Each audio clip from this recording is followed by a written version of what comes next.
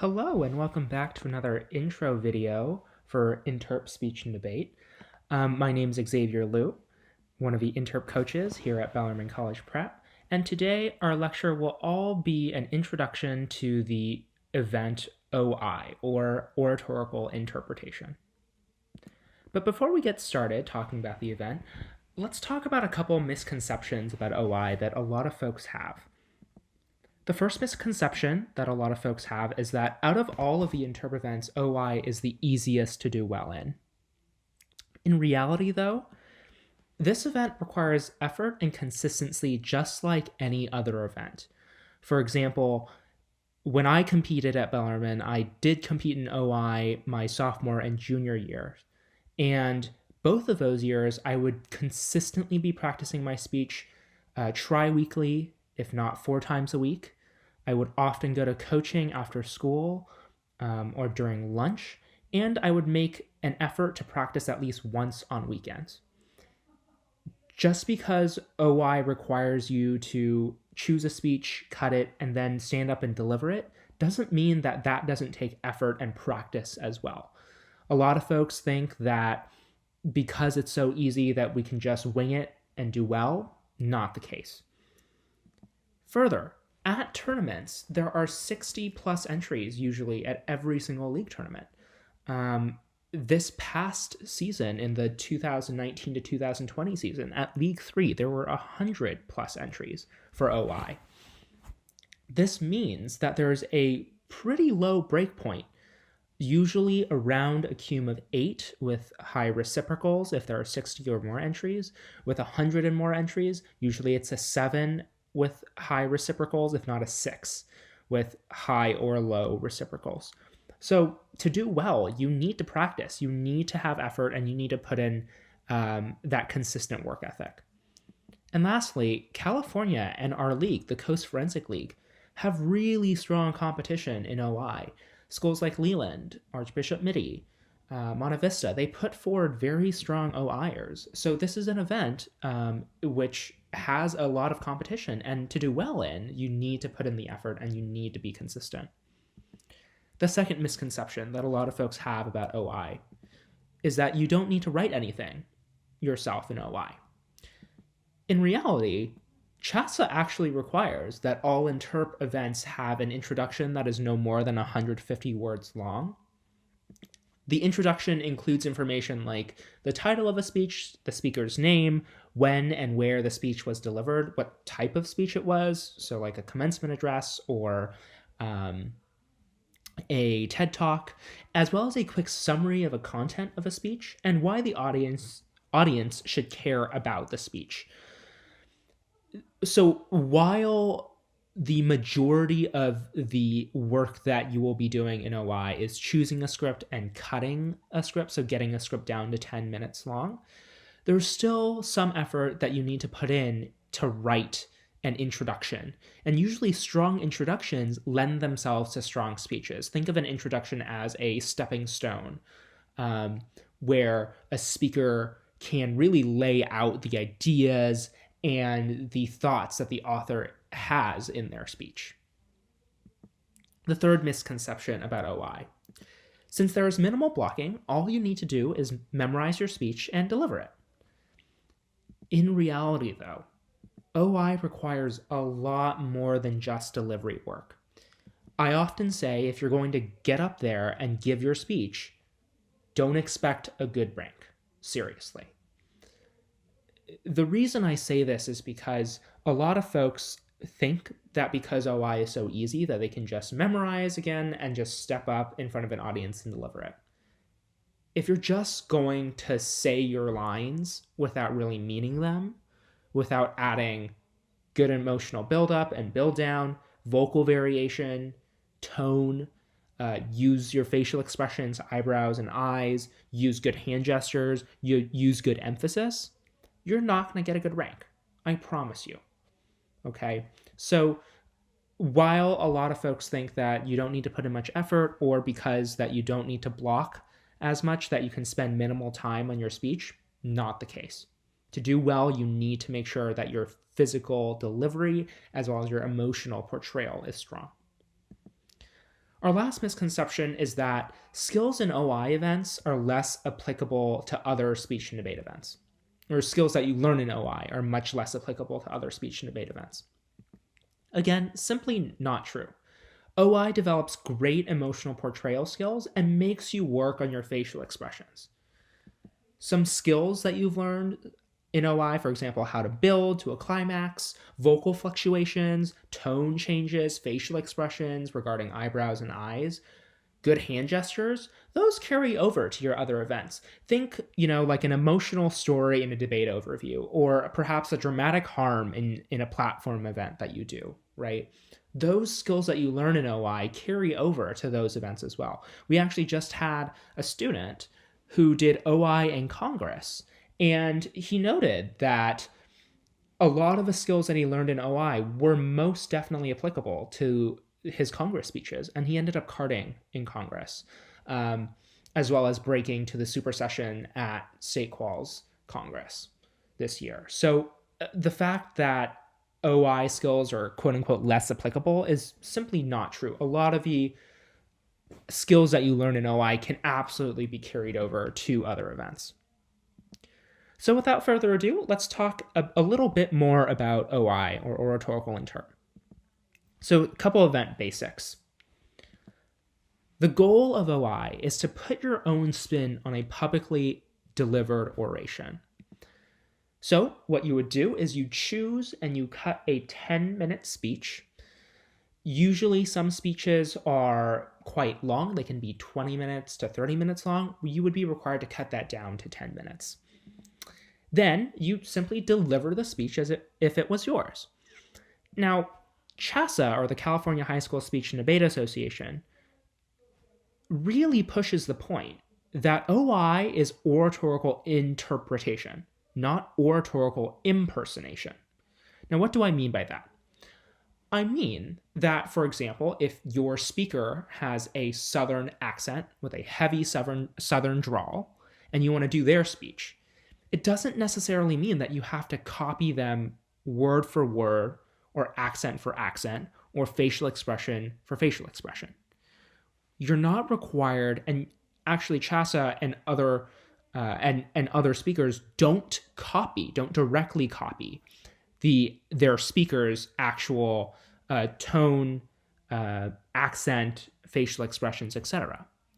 What you want to be doing instead is you want to analyze the emotion of the speaker, interpret the emotion of the speaker, and then deliver the speech with your own spin, your own take on those emotions, on those facial expressions, on those words that they're saying, okay? So it's an interpretation, not an impersonation. And last but not least, script selection is super important. Dramatic speeches tend to do better than humorous pieces, and we'll talk about why in a bit. But script selection is just super important in this event. So where can we look for stuff? Where can we look for scripts for an OI? The easiest way is to use the NSDA-approved websites. So this is online. All of these websites must have a transcript of the actual speech itself. And by transcript, I mean word by word, word per word transcript. Some common websites that lots of folks use, TED Talks or TED.com, commencement speeches on usually any college website. So, for example, if you go on Stanford University's website or UC Berkeley's website, you can probably see transcripts for commencement speeches during graduation. Opening statements from trials, or closing statements or closing arguments from trials. If you go on the Famous Trials website, there should be lots of those for you to choose. American Rhetoric. Singju Post is also a very good one. Sometimes TED Talks won't have, or TED.com won't have a transcript of a particular TED Talk. If you go and look on Singju Post, they actually might have one. You may also use books with public oration transcripts in them. There are some in the Script Cave at Bellarmine, which is the debate library. If you ask Mr. Langerman very nicely, he is more than happy to let you look at this, look in the debate library for those books. That being said, though, usually looking online for your OI is easiest and the most accessible way. I do want to note that YouTube transcripts are not allowed. So if you find a speech on YouTube that you want to use, for example, a TED Talk, and there happen to be captions or a transcript on YouTube for the entire speech, you're not allowed to use that as a transcript of the speech. So YouTube transcripts are not allowed. Here are a couple things for what to look for when you are looking for an OI. First, you want to look for deep personal stories a judge can connect with. Sometimes a speaker might have one long story in your speech. That's totally fine. Other times, speakers may have 2 to 3, if not maybe 4 stories that are deep and personal with their speech.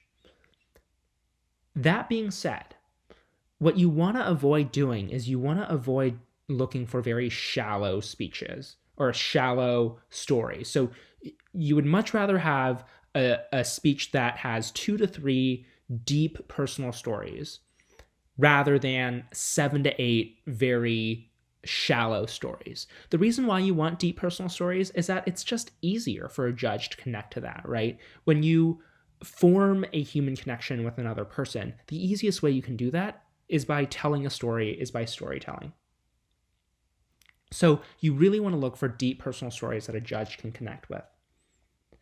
Next, you want to be avoiding technical jargon as well as avoiding fact-focused speeches. So for example, if the first line of your speech is all about how the ocean floor contains a bunch of biological specimens that are able to produce their own chemical makeup, evolve, and produce their own food through these different chemical reactions that you name. A lot of that is just going to fly over the judge's head. And this goes back to the point where you want deep personal stories, right? It's easier for a judge to listen as well as just connect to, right? If the first thing that a judge hears is this, scientific jargon or this huge long fact about, the bottom of the ocean, that's just going to fly over that parent judge's head. And a lot of parent judges are sleepy at 8 o'clock in the morning, are tired at 8 o'clock in the morning, don't really want to judge in the first place anyway. So if you don't have those personal stories, if you just have jargon, if you just have fact-focused speeches, you're not going to be doing well at tournaments. Now, you also want to find a balance between humor and drama. There's a slight preference for dramatic speeches on the whole, though having good humor as well really lends yourself to a good speech. What you want to be doing is you want to make sure that you balance the humor, though. So having a little bit of humor at the beginning of your speeches, right after the intro, usually during the exposition is what we call it, of a speech, as well as having perhaps some humor towards the end or the resolution of a speech is a good thing. Lets the audience and the judge lighten up, laugh a little, connects with the judge a little bit more. Choosing a script that has an identity or social justice issue is also important. Let's say you identify as African American or Black, or you're part of a Muslim community, or you're part of the LGBTQ plus community, or if you have a mental illness, right? All these speeches lend themselves to powerful things that you can connect with. And that's the other important point, is that you want to choose a speech that you can connect with, right? That you care about. Because what's super important about OI is that you give us a sense of passion, that you show us that you care about this topic, that you aren't just getting up and speaking because you have to. Rather, you're getting up and you're speaking because you care about what you're saying and how you're saying it. So it's super important that you choose a speech that you personally connect with. We also want to make sure that the content is still relevant today. Some speeches are very passionate about changing the world. You can also choose speeches that are from the 1950s or older speeches, right? Where we're still perhaps yearning for racial justice, and a speaker back in the 1950s did a speech on ensuring that racism or that social, racial, and ethnic inequalities cease in the United States. That's another example of a speech that you can still do today because that content is still relevant. What you want to sort of be avoiding is speeches which were very centered in on a specific era that is hard to connect with because the content of that speech is just not relevant today. Next, you want to avoid overdone and generic speeches. So, for example, MLK Jr.'s "I Have a Dream" speech. There are many folks who do this speech because it's easy to do. It's also just overdone. A lot of this just, again, not only flies over the judge's head, but also a judge isn't going to rank you as high if you just don't do as well as other folks. So we need to make sure that our speech is unique to us, that our speech isn't overdone and generic. You can also refer back to a file in the files folder of Canvas for help and tips. It's titled Guide to OI by Xavier Liu. If you want to look at that to help you find your speech and find your OI, that is also a very helpful resource for you to look at. And it also covers a lot of what I've just spoken about. So a couple rules of the event. First, you need to choose a new script every year, so you aren't allowed to reuse your script. Next, in regards to where to look for your script or your speech, you can either use NSDA-approved websites, and remember that speeches must have transcripts if they're found online. They also must be single-sourced. This essentially means that if you find two good speeches and you really like both of them, you can't combine them into one single speech. You got to choose one or the other. And again, make sure that you have a published transcript about public oration. Remember that you can always use books with public oration transcripts in them. So that's also another idea or another source that you can use when finding your speech. You have to have a written introduction, again, detailing who the author is or who the speaker is, when and where the speech was given, what sort of speech it was, etc., etc. You're allowed no more than 150 added words. Usually these added words are used for transitions. This speech must also be memorized. May not be over 10 minutes, and you aren't allowed to use any props. Usually a lot of OIs will depend on hand gestures. Will work with your coach, work with your junior captains as well as your senior captain to help you develop those hand gestures in your speech, but there are no props in the event. In regards to structure, usually there's a teaser, which is about 30 seconds to a minute and a half long. Usually what you want to do is you give a little sort of background into what you're going to start talking about, leave the audience sort of excited about your speech. Then again, you have the intro, which is around 30 to 45 seconds. This intro, again, details the title of a speech, the speaker, when and where the speech was given, as well as has some background information about the speech and why this speech matters or why you should care about the speech. Then you usually have an introduction of a personal story. We call this the exposition. This is when you sort of introduce and start talking about one of those personal stories that you are including in your speech. Then there's some sort of rising action. So some sort of conflict, some sort of perhaps internal strife that the character or the speaker has that leads to a climax in the personal story. Afterwards, you'll have a falling action for that personal story. Then the speaker will usually summarize what sort of lessons they've learned regarding that personal story. And then last but not least, Usually the speech ends with some sort of takeaway, some real world application. This is sort of like the why you should care part of the speech. Now note that this is an example of like a speaker who has one personal story.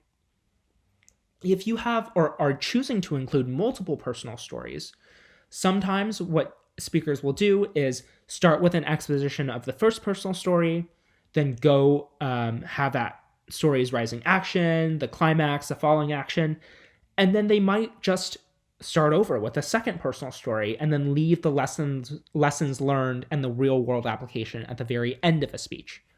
Sometimes speakers will sort of finish the personal story, finish the lessons learned, and then go back to another exposition of a personal story. Or sometimes speakers may cut the speech to have a personal story and go all the way to the real world application and takeaways before starting again with another personal story. Whatever the case is, cut your speech following this sort of pattern, right? And you can also be very creative, just like the speakers are when they're actually speaking, right? So again, you don't have to follow this exact pattern. You can jump around in regards of, I want to include two personal stories, but I want to, finish the takeaway and the lessons learned and keep those at the very end. So I'm just going to sort of cycle through this twice, cycle through the exposition, the rising action, climax, and falling action twice before finally getting on to lessons learned and real world applications. That's also totally fine. Some skills that you need for an OI. Cutting, or the coherence of a speech. We need to make sure that your speech makes sense, that audiences and judges can understand your speech. You want to make sure that you also have realistic emotional portrayals of a speaker, right? So analyzing and understanding what the emotions are in the speech: frustration, embarrassment, anger, sadness, depression, etc., etc. And then interpreting that when you're actually delivering your speech. You also want to make sure that you have physical emotional control. So good facial expressions, good eyes, good eyebrows. You also want to have good vocal variety and inflection. So what you want to be avoiding is sounding monotone or the same throughout your speech. Next, you want to have very good and very specific hand gestures. Again, work with your captains, junior and senior captains, as well as your coach to help you find those specific hand gestures. Next, you want to have intensity. When you get to the climax of those personal stories, those are when the speech gets pretty intense. You want to make sure that when you're actually delivering the speech that you sound as such. And last but not least, you have the 3-point presentation walk. So this is very similar to extemp or platform events, where you walk to one side, then you walk back to the center, and then you walk over to the other side. Sometimes folks need a little bit of practice doing that. So those are so sometimes with an OI, we'll make sure that we plan those presentation walks out. So that's it for this lecture. If you have any questions, as always, reach out to your senior captains, your junior captains, your peers, as well as your coach. They're all great resources for you to learn more about this event. And if you choose to do OI, look forward to seeing your speech. Look forward to working with you.